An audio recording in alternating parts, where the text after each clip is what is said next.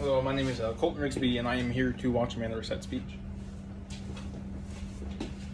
And I'm Velma Rigsby. I'm also here to watch it. And I'm Glenn Sproles, also here to watch Amanda Racette's speech. Thank you all.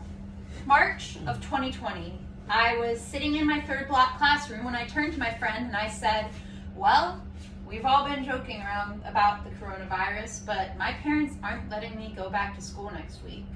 It's got to America and they're pretty worried about it. He said, that's ridiculous. The coronavirus is only affecting China because multiple generations live in a home and they catch it from each other.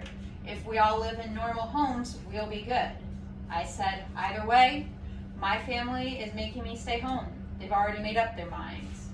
The next time I would see my friend would be a year later, and he would be wearing 2 masks because he was protecting himself from the virus. COVID made everything in the world slow down. There was nowhere that was not affected in some way, shape, or form, be it economic, social, or of course physical. But when the slowing down came to an end, we were all left to pick back up where we left off. But with the restrictions given to us by the government, we were going at a slower pace than we had before.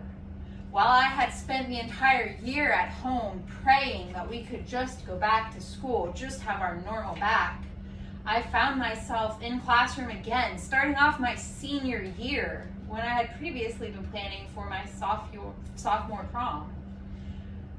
I found myself to be bored out of my mind. Instead of turning to the person next to me, I found myself sitting 6 feet apart from my peers. All of us were wearing masks, so it was hard to whisper.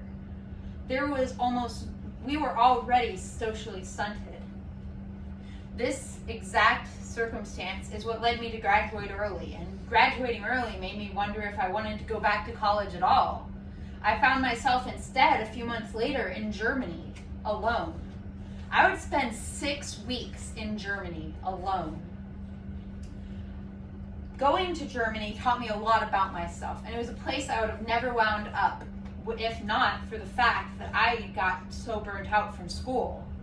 I found myself having to do things alone that I had never done before in my life, like ride a bus or ride a train or try and speak to someone when we didn't share a language. Ultimately, I found myself back in the US after a few weeks, and I got a job at Chick-fil-A, and I had the privilege to open the store on Barracks Road. Over the course of a year, I've learned so much about leadership, interpersonal conflict skills, communication skills than I ever would have before, and it all happened because I learned to take the slow route.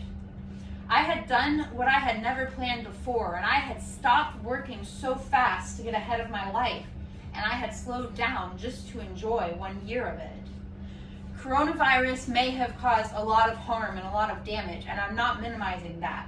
But for me, it also taught me about myself and what I'm capable of when I'm alone and when I'm going slow.